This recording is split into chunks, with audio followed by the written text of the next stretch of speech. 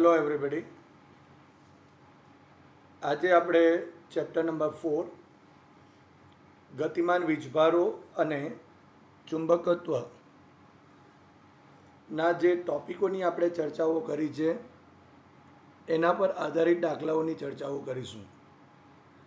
પણ તે પહેલાં આપણે જે ટોપિકો ચલાવેલ છે, આપણે જે ટોપિકો તૈયાર કરેલ છે એ ટોપિકો વિશે થોડા સૂત્રો અને એના વિશેના કન્સેપ્ટ સમજી લઈએ. આપણે આ ચેપ્ટરની અંદર સૌપ્રથમ ઓર્સ્ટેડના અવલોકનની ચર્ચા કરેલી કે જેની અંદર આપણે એમ કીધું હતું કે જ્યારે કોઈ ગતિમાન વીજભાર હોય અથવા તો કોઈ વાહકમાંથી જો વિદ્યુત પ્રવાહ પસાર થતો હોય ત્યારે તેમાંથી ચુંબકીય ક્ષેત્ર ઉત્પન્ન થાય છે. બીજા પણ પ્રયોગોની ચર્ચા કરીને આપણે આ જે વિધાન છે એ વિધાનની ચર્ચા આપણે કરેલી. ત્યારબાદ આપણે કોઈ વીજભાર હોય અને એ વીજભારને જો કોઈ ચુંબકીય ક્ષેત્રમાં મૂકવામાં આવે અને જો વી જેટલા વેગથી એ ગતિ કરે તો એના પર લાગતું જે ચુંબકીય બળ એ F = Q V × B નું સૂત્ર આપણે મેળવેલું. ત્યારબાદ આપણે આ જે ચુંબકીય બળ છે એની લાક્ષણિકતાઓ પણ જોયેલી અને એના ઉપરથી આપણે ચુંબકીય ક્ષેત્રની વ્યાખ્યા અને એના એકમની ચર્ચા કરેલી. ત્યારબાદ આપણે લોરેન્સ બળ એટલે કે જ્યારે વિદ્યુત ક્ષેત્ર અને ચુંબકીય ક્ષેત્ર બંને ક્ષેત્રો જ્યારે હાજર હોય એવા વિસ્તારમાં જો Q જેટલા વિદ્યુત ભારિત કણને જો મૂકવામાં આવે તો એના પર લાગતું પરિણામી બળ એ લોરેન્સ બળ કહેવાય અને F = QE + Q V × B નું સૂત્ર આપણે મેળવેલું. ત્યારબાદ આપણે કોઈ એક વાહકને જો ચુંબકીય ક્ષેત્રમાં મૂકીએ તો એના પર લાગતા બળની આપણે સવિસ્તાર ચર્ચા કરેલી અને ત્યારબાદ આપણે કોઈ વીજભારિત કણ છે એને V જેટલા વેગથી સમાન ચુંબકીય ક્ષેત્રમાં ક્ષેત્રને લંબ રૂપે જ્યારે આપણે દાખલ કરવામાં આવે ત્યારે એના ગતિમાર્ગની ચર્ચા એટલે કે અહીં વર્તુળાકાર માર્ગની ચર્ચા પણ કરેલી અને ત્યાર પછી અને એ જ જે થિયરી છે એ થિયરી એટલે સાયક્લોટ્રોનનો જે સિદ્ધાંત છે એની સમજૂતી હતી અને ત્યાર પછી જો લંબ રૂપે ન હોય તો આપણે હેલિકલ જે પાથ છે એની પણ આપણે ચર્ચા કરી હતી. ત્યારબાદ આપણા પાસે વેગ પસંદગીકાર એટલે કે વેલોસિટી સિલેક્ટરની પણ આપણે ચર્ચા કરી અને ત્યાર પછી સાયક્લોટ્રોન એટલે શું, સાયક્લોટ્રોનના સિદ્ધાંતની થોડી ચર્ચા કરી અને ત્યારબાદ આ જે સાયક્લોટ્રોન છે એની રચના, એની જે કાર્ય પદ્ધતિ છે તે અને તેના ઉપયોગોની આપણે ચર્ચા કરી અને આ જે સવિસ્તાર ચર્ચા કરેલ છે એને દરેક વિદ્યાર્થીઓએ તૈયાર કરવા અને ત્યાર પછી જ આ જે આપણે દાખલાઓ ગણી રહ્યા છીએ તેમાં એ કન્સેપ્ટ એ સૂત્રનો આપણે ઉપયોગ કરવાનો. તો સૌપ્રથમ આપણે અહીં ઉદાહરણ નંબર 4.4 લઈએ છીએ. એક સાયક્લોટ્રોનની ડોલન આવૃત્તિ 10 મેગાહર્ટ્ઝ છે. પ્રોટોન્સને પ્રવેગિત કરવા માટે કેટલું ચુંબકીય ક્ષેત્ર જરૂરી છે? જો ડિસ્કની ત્રિજ્યા એ જો 60 સેન્ટીમીટર હોય તો આ પ્રવેગક વડે ઉત્પન્ન થયેલા જે પ્રોટોન છે એ પ્રોટોનની કિરણાવલી એટલે કે બીમની ગતિ ઉર્જા કેટલી થશે? તો અહીં આપણે સૌપ્રથમ ચુંબકીય ક્ષેત્ર શોધવાનું છે અને ત્યાર પછી એની ગતિ ઉર્જાની પણ આપણે ચર્ચા કરવાની છે. E આપેલ છે, E = 1.6 × 10⁻19 કુલમ જે પ્રોટોનનો વિદ્યુત ભાર છે. MP 1.67 × 10⁻27 કિલોગ્રામ એનું દળ થશે પ્રોટોન, માસ ઓફ પ્રોટોન અને 1 million electron volt is equal to 1.6 into 10⁻13 joule અહીં આપેલ છે. તો આપણે જાણીએ છીએ કે જો સાયક્લોટ્રોનમાં પ્રોટોનનો જે આવર્તકાળ છે એ આવર્તકાળનું સૂત્ર T is equal to 2πmp divided by q B થશે. પરંતુ અહીં આવર્તકાળ T બરાબર તો આપણે જાણીએ છીએ 1/ν. આની જગ્યા પર તમે સ્મોલ f પણ લખી શકો, જે આવૃત્તિ માટે લખી શકાય. માટે અહીં આ સૂત્રમાં T ઇઝ ઇક્વલ ટુ 1/ν લેતા is equal to 2πmp divided by q B થશે. માટે અહીં આપણે ચુંબકીય ક્ષેત્ર શોધવાનું છે, તો ચુંબકીય ક્ષેત્ર બીને સૂત્ર કરતા કરીએ. તો પ્રોટોનને પ્રવેગિત કરવા માટે જરૂરી જે ચુંબકીય ક્ષેત્ર છે એ B is equal to 2πν into MP divided by Q થશે. હવે અહીં આવૃત્તિ આપેલ છે nu is equal to 10 megahertz, so 10 into 10⁶ hertz થશે. માટે nu is equal to 10⁷ hertz થયો. આર આપેલ છે, જે ડિસ્કની ત્રિજ્યા છે 60 સેન્ટીમીટર, સો 60 ઇન્ટુ 10⁻² મીટર થશે. માટે આર ઇઝ ઇક્વલ ટુ 0.6 થશે. હવે આ બધી જે કિંમતો છે એ કિંમતો અહીં, અને ક્યુ ઇઝ ઇક્વલ ટુ તો અહીં આપેલ જ છે 1.6 ઇન્ટુ 10⁻19, એની આપણે કિંમત અહીં એડ કરીશું. So B is equal to 2 into પાઈની કિંમત 3.14 into nu is equal to 10⁷ hertz into MP mass of proton 1.67 into 10⁻27 kilogram divided by Q is equal to E is equal to 1.6 into 10⁻19 થશે. હવે અહીં 10⁻27 અને 10⁻7, સો 10⁻20 થશે, અને છેદમાં અહીં 10⁻19 છે. અને જો આપણે 2 ઇન્ટુ 3.14 ઇન્ટુ 1.67 ડિવાઇડેડ બાય 1.6 કરીએ તો અહીં 6.55475 મળશે. માટે B is equal to 6.55475 into 10⁻20 divided by 10⁻19 થશે. હવે આ 10⁻20 છે અને અહીં 10⁻19, અને જો અંશમાં લઈએ તો 10⁻19 થાય, તો અહીં બાકી રહેશે 10⁻1. માટે B is equal to 6.55475 into 10⁻1 થશે.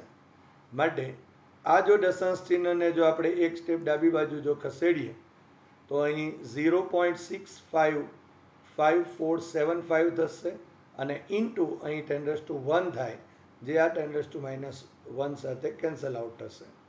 માટે B is equal to 0.655475 tesla થશે. માટે અહીં B is approximately equal to 0.66 tesla જેટલું થાય.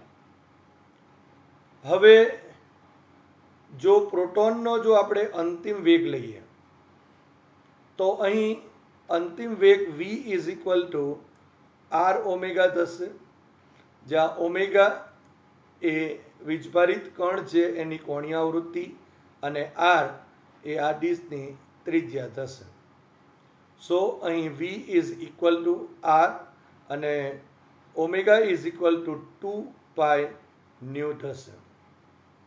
હવે આરની અને આ બધી કિંમતો અહીં ઉમેરી દઈએ તો v ઇઝ ઇક્વલ ટુ અહીં 0.6 metre, R is equal to into 2 into pi બરાબર 3.14 ઇન્ટુ અહીં nu is equal to 10⁻7 hertz જેટલું થશે. માટે અહીં 0.6 into 2 into 3.14 કરીએ તો અહીં V is equal to 3.768 into આ 10 raised to 7 થશે. So is approximately equal to 3.77 into 10 raised to 7 meter per second જેટલો વેગ થશે. માટે હવે આ જે પ્રોટોન છે એ પ્રોટોનની જે કિરણાવલી છે અથવા તો આપણે એમ કહીએ એના બીમની જે ગતિ ઉર્જા છે એ ગતિ ઉર્જા આપણે આ સૂત્ર મુજબ આપી શકાય કે E is equal to 1/2 mp/v², જ્યાં mp એ પ્રોટોનનું દળ છે અને v² એ પ્રોટોનનો અંતિમ વેગ છે. સો ઇઝ ઇક્વલ ટુ 1/2 mp ની કિંમત 1.67 ઇન્ટુ 10⁻27 કિલોગ્રામ ઇન્ટુ v ની કિંમત જે આપણે અહીં મેળવેલ છે 3.77 ઇન્ટુ 10⁻7 હોલ સ્ક્વેર જેટલું થશે. માટે E is equal to 1/2 into 1.67 into 10⁻27 into અહીં 14.2129 into 10⁻14 થશે. હવે અહીં આપણે 10⁻27 અને 10 અહીં 14 હોય તો એના બરાબર 10⁻13 થયા. અહીં -27 છે અને +14 માટે 10⁻13 થશે અને અહીં 1.67 ઇન્ટુ 14.2129 ડિવાઇડેડ બાય જો 2 કરીએ તો અહીં 11.8677 આપણને મળશે. માટે E is equal to અહીં 11.8677 ઇન્ટુ 10⁻13 જૂલ જેટલું થશે. માટે અહીં E is equal to approximately equal to 11.87 into 10⁻13 joule. હવે અહીં આપણને જે ગતિ ઉર્જા મળી એ જૂલમાં મળે છે. હવે આ જે જૂલ છે એને આપણે જો અહીંયા ઇલેક્ટ્રોન વોલ્ટમાં ફેરવવું હોય તો આપણે જાણીએ છીએ 1.6 ઇન્ટુ 10⁻19 વડે ભાગવું પડે, કારણ કે આપણે જાણીએ છીએ 1 ઇલેક્ટ્રોન વોલ્ટ એટલે 1.6 ઇન્ટુ 10⁻19 જૂલ થાય. તો અહીં 11.87 ઇન્ટુ 10⁻13 જૂલ માટે આપણે ઇલેક્ટ્રોન વોલ્ટમાં જો ફેરવીએ તો is equal to 11.87 into 10⁻13 divided by 1.6 into 10⁻19 electron volt જેટલું થશે. હવે અહીંયા 10⁻⁻19 ને જો અંશમાં લઈ જઈએ તો 10⁻+19 થશે અને અહીં 10⁻13 છે માટે અહીં 10⁻6 રહેશે અને અહીં 11.67 ડિવાઇડેડ બાય જો 1.6 કરીએ તો 7.41875 મળે છે. માટે E is equal to અહીં 7.41875 ઇન્ટુ 10⁻6 ઇલેક્ટ્રોન વોલ્ટ મળશે. પરંતુ અહીં આ 10⁻6 electron volt is equal two 1 million electron volt હશે. એટલે 1 million electron volt is equal two 10⁻6 electron volt. માટે 10⁻6 ઇલેક્ટ્રોન વોલ્ટ એટલે 1 મિલિયન ઇલેક્ટ્રોન વોલ્ટ થશે. માટે અહીં પ્રોટોનની જે કિરણાવલી છે, બીમ છે, એની જે ગતિ ઉર્જા એ ગતિ ઉર્જા E is approximately equal to 7.4 million electron volt જેટલી થશે. હવે ઉદાહરણ નંબર 4.3 જોઈએ. 6 ઇન્ટુ 10⁻⁻4 ટેસ્લા જેટલા ચુંબકીય ક્ષેત્રને લંબ રૂપે 3 × 10⁷ મીટર પર સેકન્ડની ઝડપથી ગતિ કરતા ઇલેક્ટ્રોન કૌંસમાં દ્રવ્યમાન 9 × 10⁻31 કિલોગ્રામ અને વિદ્યુતભાર 1.6 × 10⁻19 કુલમ ના માર્ગની ત્રિજ્યા કેટલી હશે, તેની પરિભ્રમણ જે છે એની આવૃત્તિ કેટલી હશે અને તેની ઉર્જા એ કિલો ઇલેક્ટ્રોન વોલ્ટમાં કેટલી હશે એ શોધવાનું છે. અહીં આપણને એક ચુંબકીય ક્ષેત્ર આપેલ છે કે એ ચુંબકીય ક્ષેત્રને લંબરૂપે એક ઇલેક્ટ્રોન 3 × 10⁷ પર મીટરના વેગથી ઝડપથી એ લંબરૂપે દાખલ થાય છે કે જે ઇલેક્ટ્રોનનું દળ અહીં 9 × 10⁻31 કિલોગ્રામ આપેલ છે અને એનો વીજભાર 1.6 × 10⁻19 કુલમ જેટલો છે.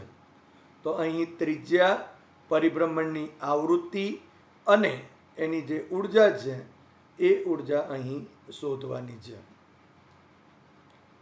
તો આપણે જાણીએ છીએ કે જ્યારે ચુંબકીય ક્ષેત્રમાં કોઈ વીજભારિત કણને જો v જેટલા વેગથી સમાન ચુંબકીય ક્ષેત્રમાં જો ક્ષેત્રને લંબરૂપે દાખલ કરવામાં આવે ત્યારે એ વીજભારિત જે કણ છે એ વીજભારિત કણની જે ગતિ એ અને ગતિમાર્ગ એનો નિયમિત વર્તુળાકાર હોય એ આપણે જાણીએ છીએ.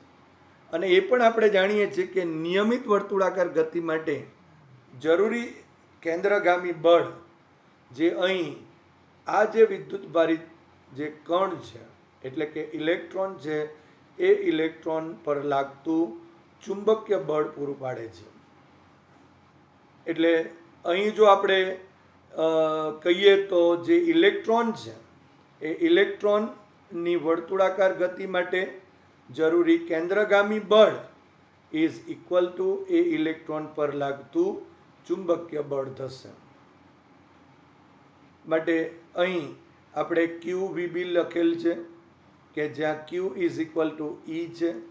અહીં QVB એટલા માટે લખેલ છે કારણ કે Q પર લાગતું જે ચુંબકીય બળ છે એ Q કૌંસમાં V × B હોય માટે QVB sin થીટા થાય, પરંતુ અહીં આપણે ચુંબકીય ક્ષેત્રને લંબરૂપે વેગ v જેટલા વેગથી ગતિ કરે છે માટે થીટા ઇઝ ઇક્વલ ટુ અહીં 90 થાય અને QVB sin 90 જ્યાં sin 90 ઇઝ ઇક્વલ ટુ 1 થશે અને એટલા માટે આપણે QVB લખેલ છે.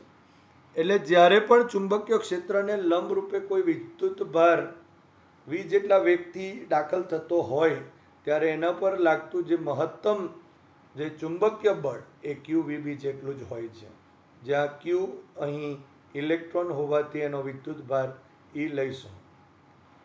હવે કેન્દ્રગામી બળ એટલે mv² / r થશે. સો ઇઝ ઇક્વલ ટુ QVB માટે અહીં r ને જો સૂત્ર કરતા કરીએ તો r is equal two mv / QB થશે. હવે આ જે આપેલ જે કિંમતો છે તે અહીં નોંધી દઈએ તો B is equal to 6 × 10⁻⁴ tesla, V is equal to 3 × 10⁷ metre per second, M is equal to 9.1 અથવા અહીં આપણને 9 જ આપેલ છે તો આપણે અથવા 9.1 પણ અહીં લખી શકાય. આપણે 9.1 લીધેલ છે અહીં, એટલે આ દાખલાની અંદર સુધારો કરીએ તો અહીં 9.1 લખાશે. ઇલેક્ટ્રોનનું દળ જે 9.1 × 10⁻31 કિલોગ્રામ હોય છે, અહીં 9 × 10⁻31 આપેલ છે. અહીં આપણે સુધારો કરી લઈશું, 9.1 લઈશું. માટે અહીં અને Q is equal two 1. 6 into 10 raised to minus 19 coulomb. અને 1 electron volt is equal to 1.6 into 10 raised to minus 19 joule થશે. તો હવે આ બધી કિંમતો અહીં એડ કરી દઈએ. માટે જે નિયમિત વર્તુળાકાર માર્ગ છે એની ત્રિજ્યા r is equal to mv divided by qb, જ્યાં m is equal to 9.1 into 10 raised to minus 31. વેગની કિંમત આપણા પાસે અહીં 3 into 10 raised to 7 છે. ક્યુની કિંમત 1.6 into 10 raised to minus 19 coulomb અને b is equal to 6 into 10 raised to minus 4 tesla જેટલું છે. માટે r is equal to અહીં 9.1 into 10 raised to minus 31 into 3 into 10 raised to 7. ક્યુની કિંમત 1.6 into 10 raised to minus 19 into 6 into 10 raised to minus 4 થશે. તમે જોઈ શકો છો અહીં કે અહીં 10 raised to minus 19 એને અંશમાં લઈ ગયે તો plus 19 અને 10 raised to 4 એટલે 19 plus 4 આને પણ અંશમાં લઈ જઈએ એટલે plus 4 થશે. 19 plus 4 23 and plus 7 is equal to 30 થશે. એટલે 10 raised to 30 into 10 raised to minus 31. સો અહીં minus 10 raised to minus 1 રહેશે. અને અહીં 9.1 into 3 divided by 1.6 divided by 6 જો કરીએ તો r is equal to 2.8125 into 10 raised to minus 1 મળશે. હવે જો આ એક પોઈન્ટ દશાંશ ચિહ્નને ડાબી બાજુ જો ખસેડીએ, એક સ્ટેપ આપણે ડાબી બાજુ ખસેડીએ તો અહીં 10 raised to minus 1 અને into 10 raised to plus 1 થશે. એટલે કેન્સલ આઉટ થશે. માટે answer r is equal to 0.28125 meter is approximately equal to કહીએ તો 0.28 meter જેટલું થશે. માટે અહીં 28 into 10 raised to minus 2 meter લખાય અને આપણે જાણીએ છીએ કે 10 raised to minus 2 meter is equal to 1 centimeter.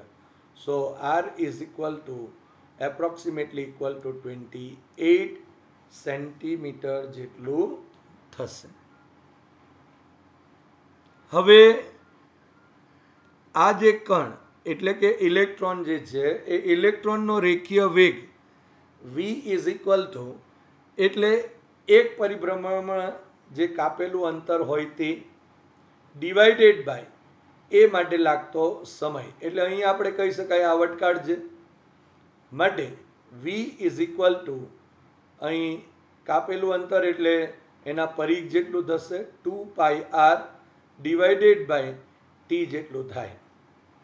માટે અહીં v is equal to 2πr into f.